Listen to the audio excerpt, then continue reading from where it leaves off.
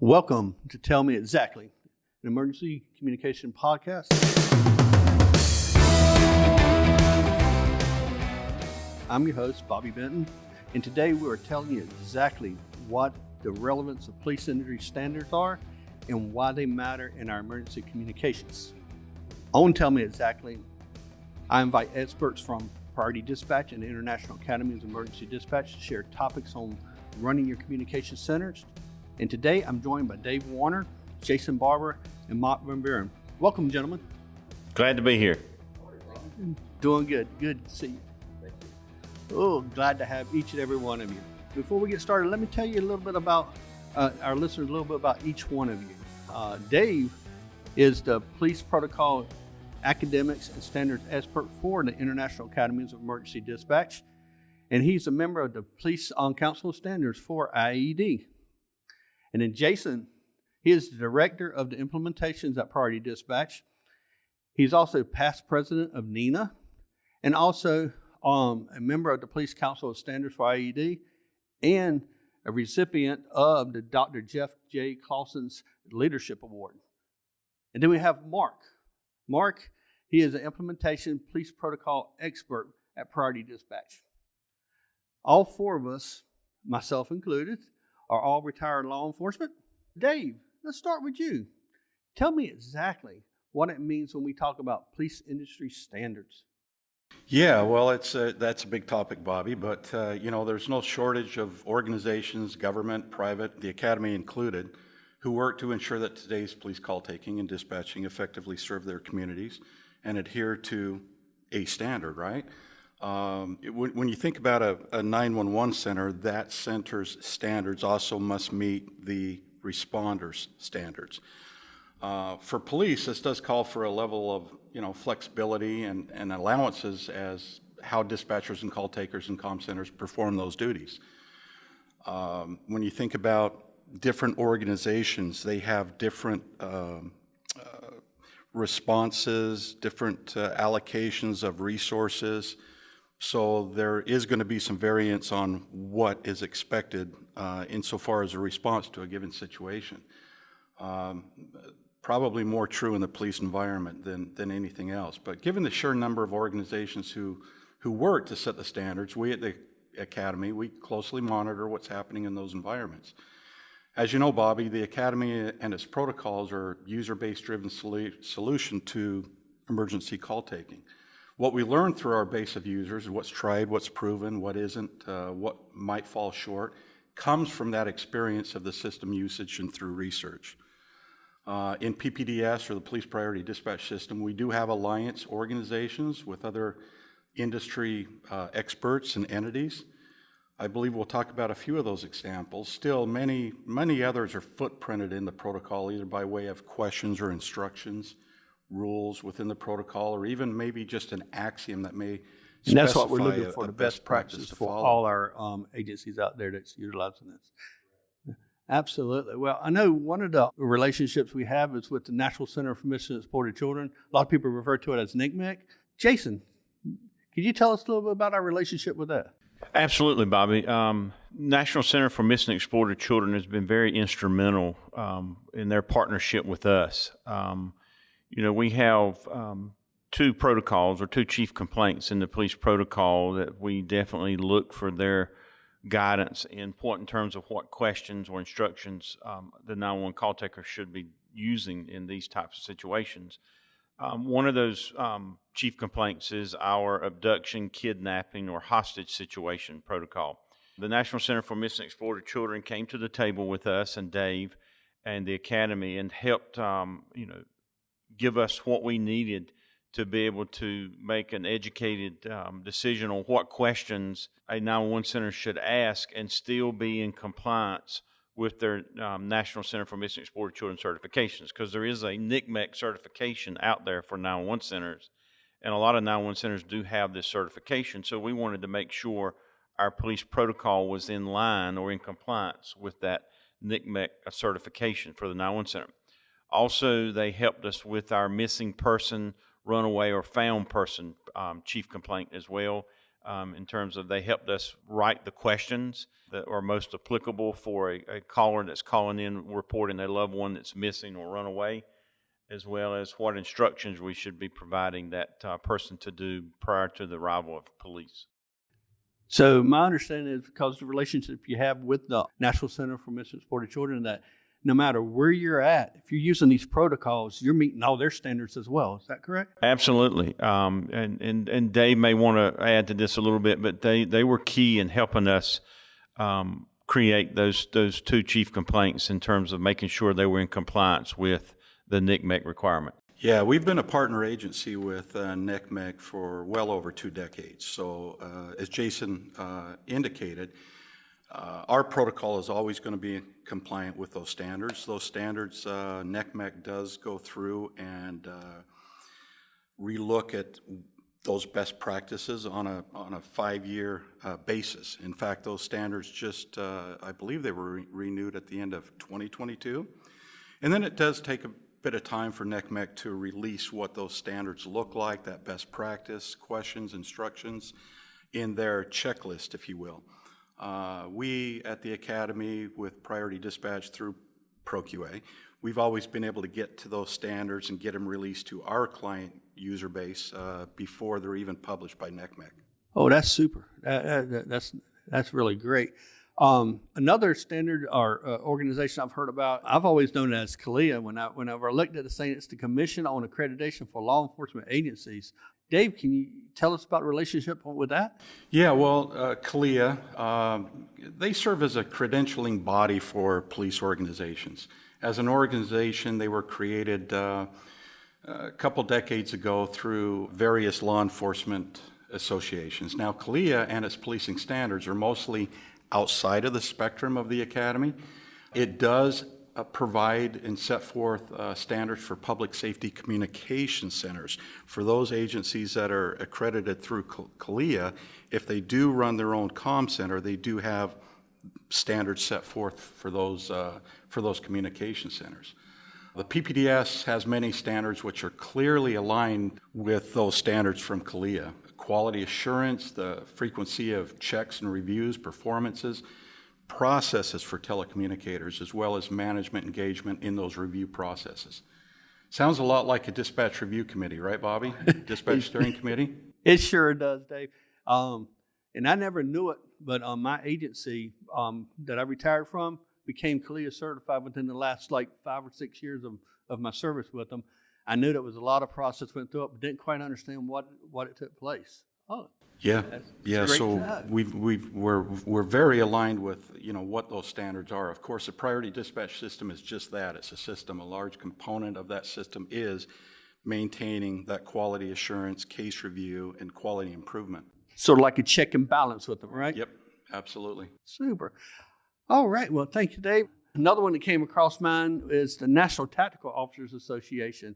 Mark, I understand that you're a member or have been a member. Is that right? That is correct. Oh, tell us a little bit about what the organization is and what it does. So the National Tactical Officers Association partnered with Academy in writing our active assailant program.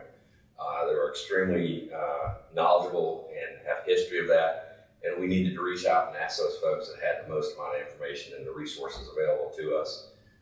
As you said, I am still a member, and I would consider our active assailant protocol, like all of our protocols, a fluid process or a work in progress. We can't just take something and write that protocol and forget about it. We need to continually revisit that and change it as times change and events change. We have years of events of, as you know, Bobby, being another active assailant instructor, that events go way back in the years. And yes, who can actually look into the future and tell us what the next active assailant may look like. And so we got to continually revisit that. And before it wasn't, if it happens, it's more nowadays, it's like when it's going to happen. Exactly. Because, it's becoming more prevalent as we go on day by day. You're always hearing it in the news. Right. So it's constantly changing. So we got to stay aboard with that too. All right. Super. Oh, man.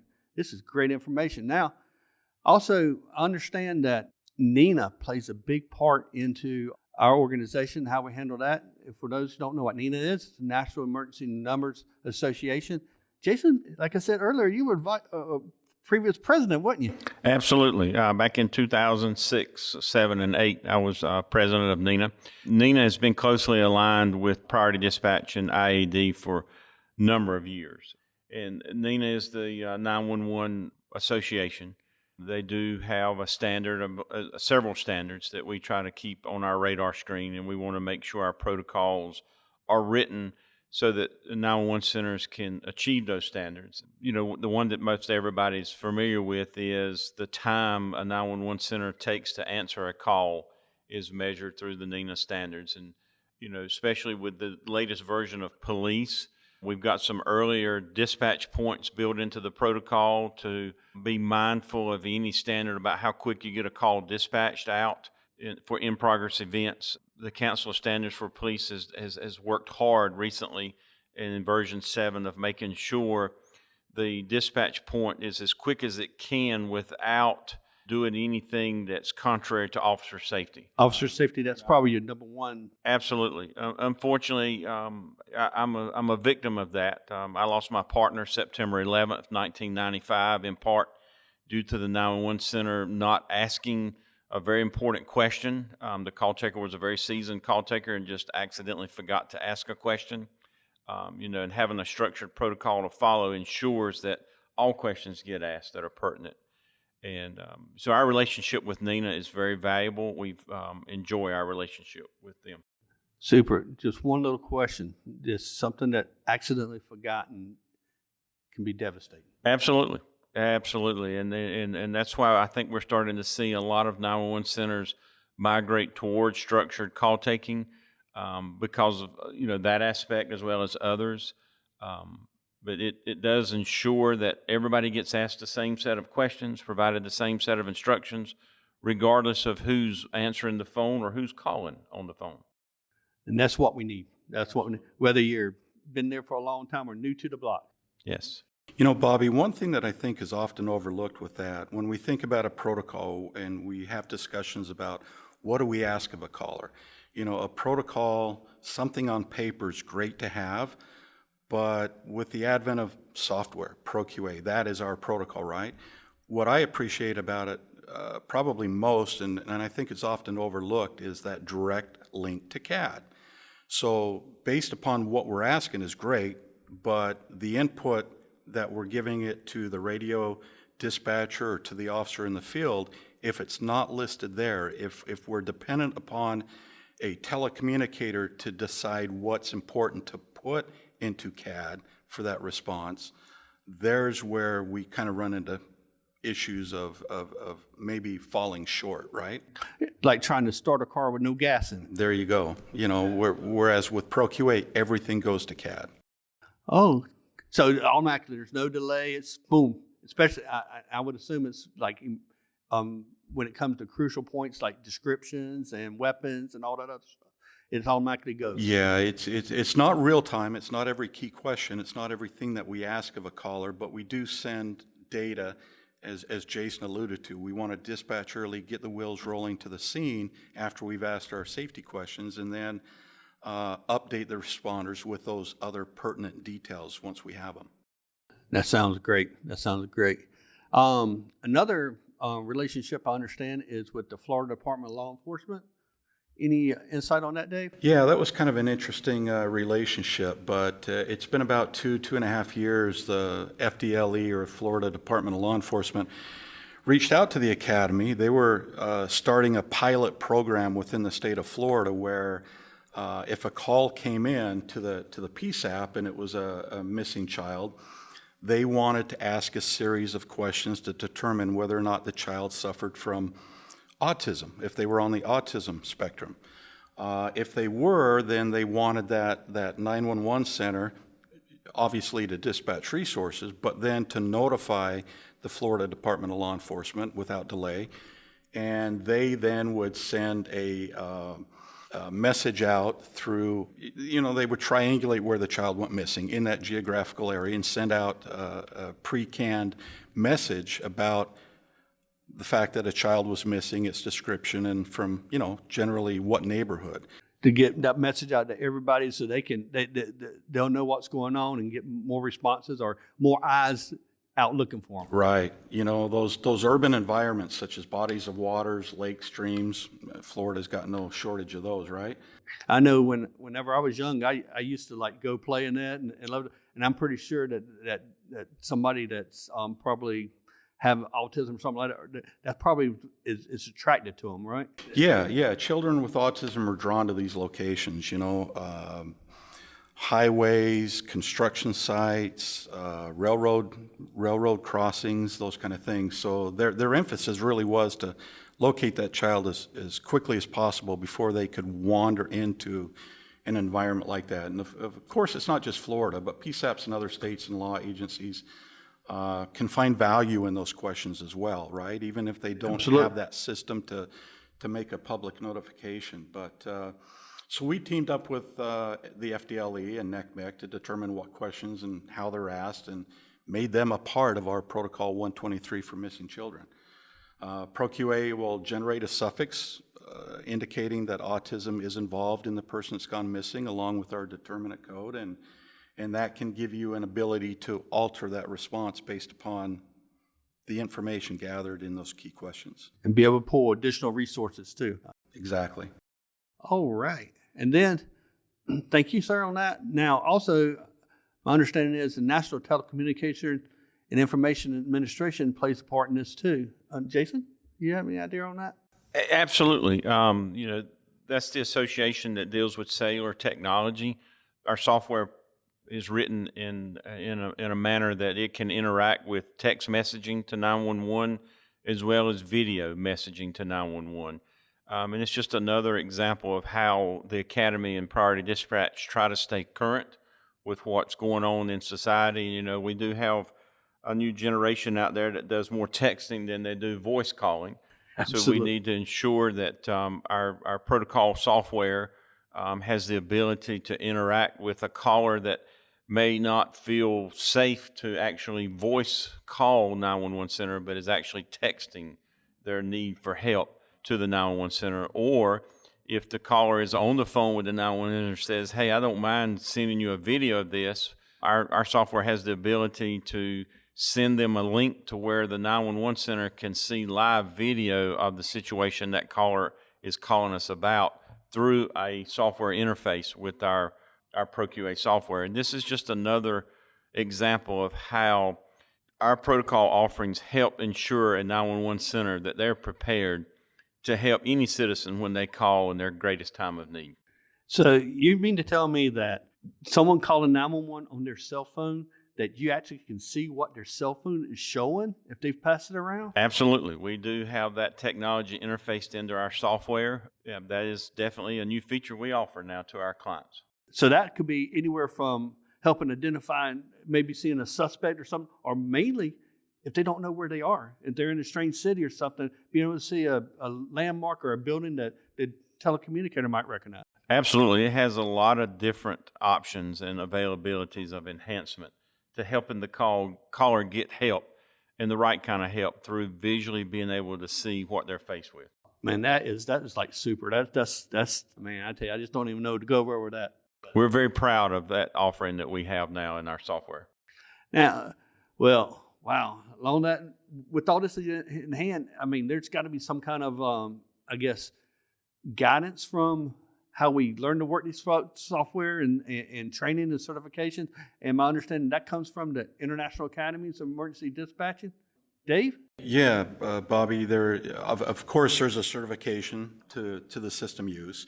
That certification process where we introduce the protocols, explain how the structure and function of it, how they work through the protocol, standards that set forth the questions that we do have to ask versus just answering it if it pops up in software and they know it. ProQA training, you know, understanding how to navigate ProQA. Those are all functions that are a part of the certification. And of course, telecommunicators, just like any other certification, need to recertify in those standards every 2 years. So that keeps them up to date with what the system is capable of doing and how they need to do it. Okay, super. So Y'all pretty much try to cover just about all your bases to get us all the best practices out there, right? Absolutely. Our alliance and partnership with these other associations and businesses help us ensure that our offering is as top-notch as it can be to our customers. Okay. Well, with that at hand, take for instance, say I'm a director or I'm a supervisor in the 911 center. On a day-to-day basis, can you tell me why we would want to meet these standards and what benefits we're going to have from them, plus or minus on this? Well, yeah, I mean, there's a lot of benefits to it, but of course, the thing about having a protocol, having software, is that we're always going to keep you up to date on what that best practice is in today's dispatching environment, right? We're going to maintain that. Priority Dispatch is going to provide that to you in updates. So you don't have to reinvent the wheel. You don't have to determine what's working, what isn't. The great thing about the Academy and Priority Dispatch and the protocols is, again, that user feedback. If something needs to be created within the protocol and your agency is determined to do that, then you just need to give us the feedback through the process of a proposal for change so that we can look at that and make that a part of the next protocol, right? Whether it's a full release or a dot release, an update to that protocol. We're going to maintain that for you. You can just take that off the shelf of responsibilities within your communication center. So what I'm understanding from you is that you listen to us. We're dependent on you. Oh, absolutely. Yes. Oh, and that's a relationship that you just can't, you can't just turn away from. I tell you what. Okay, well, man, that's a lot of standards that we've learned about today. And want to take this moment real quick to thank each one of you for coming here today, and especially for your knowledge and your insight on this, and opening my eyes tremendously to what I did not even know about. So thank y'all for coming today. I appreciate y'all being here. Thank you, Bobby. Thank you. Thank you, Bobby. It's been great. Our listeners out there, thank you for tuning in. If you enjoyed the show, give us a 5-star rating wherever you get your podcasts. Let us know what you did like. Subscribe and be sure to follow us on our Instagram, our Facebook at Tell Me Exactly. To get the latest on all things emergency communications, you can visit our website at tellmeexactly.prioritydispatch.net to submit questions for our experts to answer. Tell Me Exactly is a Priority Dispatch Corporation podcast. It's developed by our team of protocol experts and is regularly hosted by Meredith Jensen. I'm Bobby Benton, serving as a guest host, with Cody Ekman as producer, Reading Roberts as sound engineer, and Scott Robertson and Jason Barbour as executive producer.